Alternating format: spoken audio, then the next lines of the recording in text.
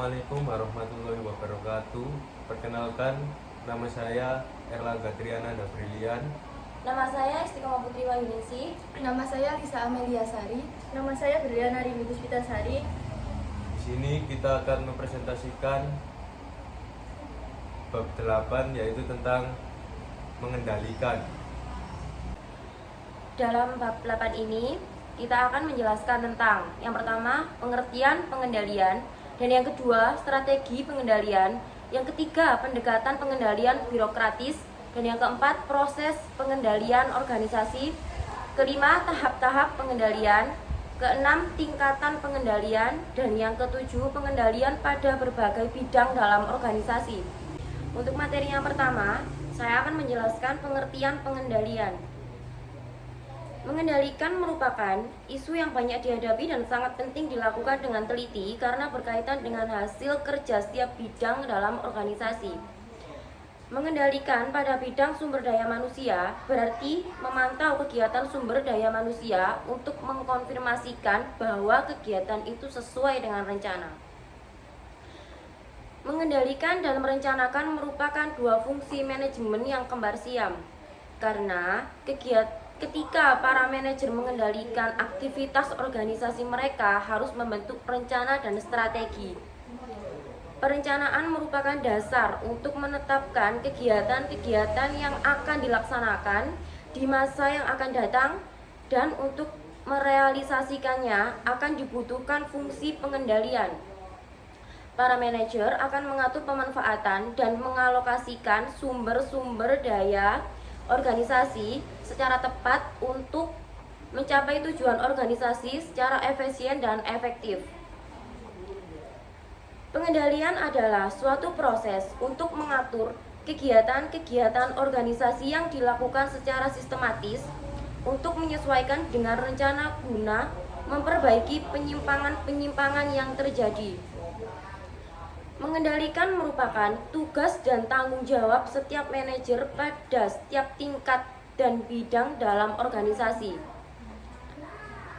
Melaksanakan fungsi pengendalian yang kurang efektif dapat menimbulkan tingkat absensi karyawan yang tinggi, pencurian barang, dan salah dalam penggunaan dana.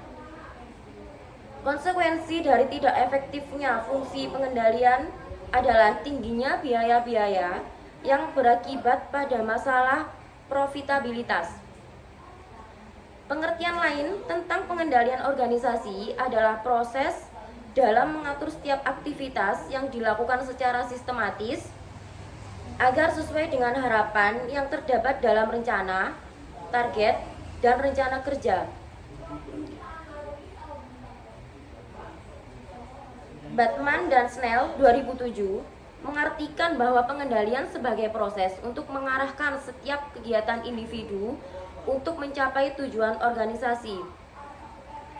Setiap manajer harus melaksanakan fungsi pengendalikan.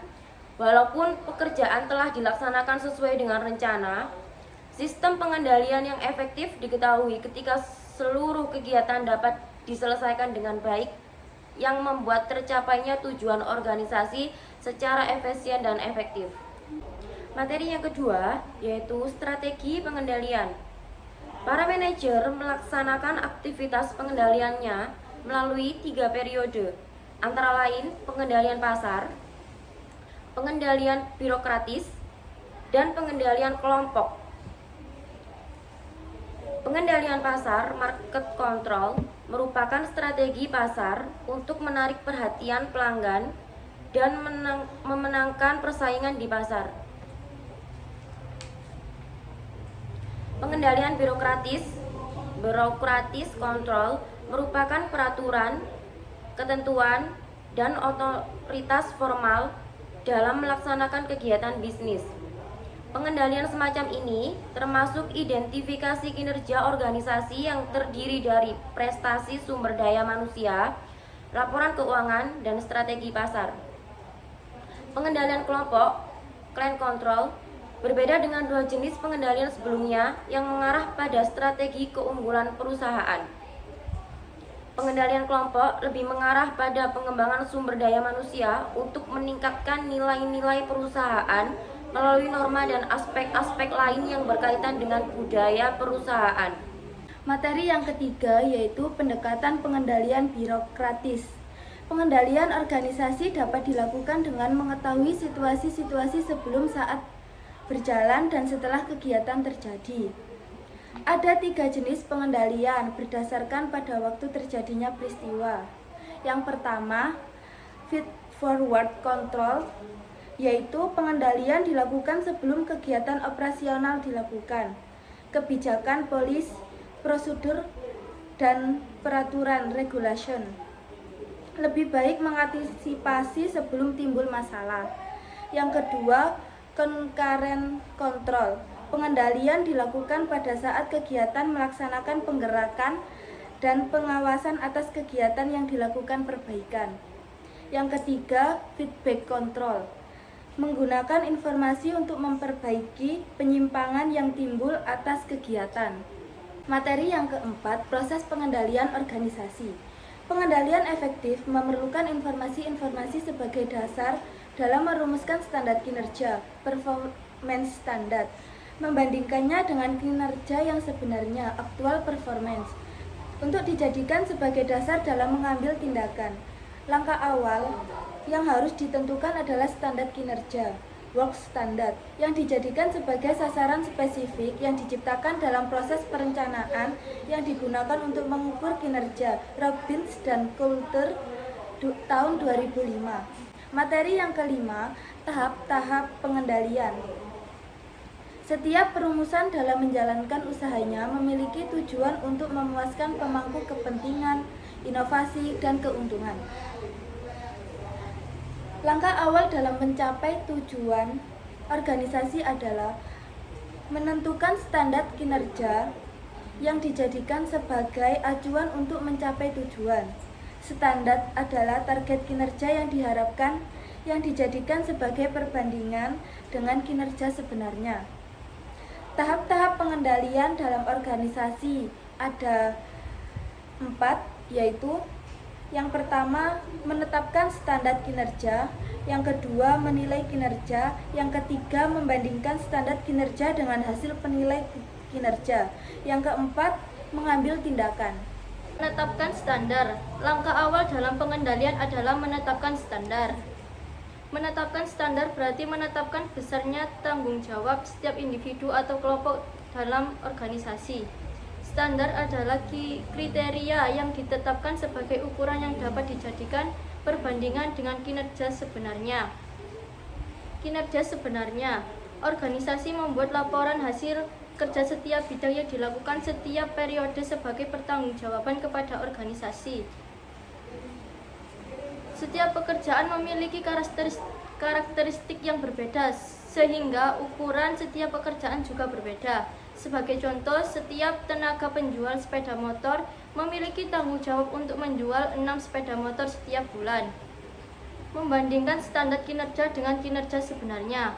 Pada tahapan ketiga ini, organisasi membandingkan antara standar kerja dengan kinerja sebenarnya sebagai dasar dalam evaluasi untuk diambil tindakan berikutnya. Kemungkinan lain adalah hasil kinerja mencapai standar atau dapat melampaui standar. Berbagai kemungkinan tersebut dapat dijadikan evaluasi untuk melakukan strategi yang tepat sesuai dengan kondisi yang terjadi. Tindakan perbaikan. Terdapat 3 kemungkinan dari hasil perbandingan antara standar kinerja dengan kinerja sebenarnya. Organisasi adalah karena kesalahan dalam menentukan standar kinerja. Organisasi perlu melakukan perubahan standar kinerja melalui penyesuaian ukuran pada setiap komponen dalam standar kinerja. Materi yang keenam yaitu tingkatan pengendalian. Sesuai dengan tingkatan manajemen, maka pengendalian dapat dibagi ke dalam 3 tingkat, antara lain pengendalian operasional, yaitu pengendalian operasional atau bisa disebut operational control adalah pengendalian yang dilakukan oleh manajer teknis dalam mengarahkan aktivitas pada suatu bidang tertentu untuk mencapai sasaran. Supervisor penjualan memantau kegiatan penjualan yang dilakukan oleh para tenaga penjual agar sesuai target penjualan yang telah ditetapkan. Berbagai aktivitas dilakukan agar hasil produksi dapat diselesaikan sesuai dengan jumlah dan kualitas yang diharapkan. Yang kedua yaitu pengendalian hubungan manusia.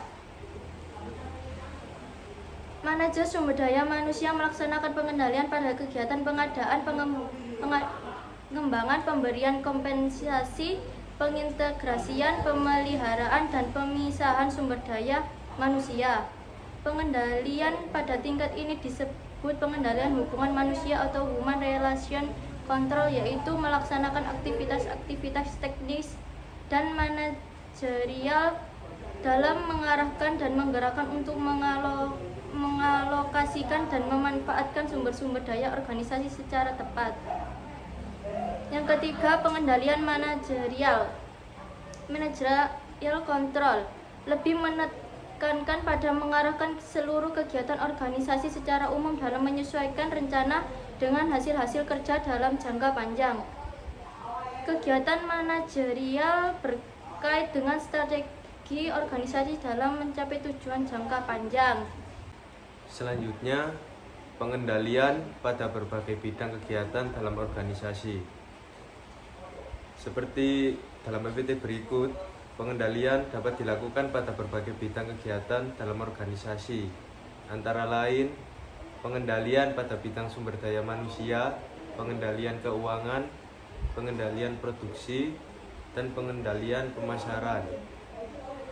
Pengendalian sumber daya manusia adalah proses pengaturan kegiatan sumber daya manusia agar konsisten dengan harapan sesuai dengan rencana kerja yang telah ditetapkan organisasi.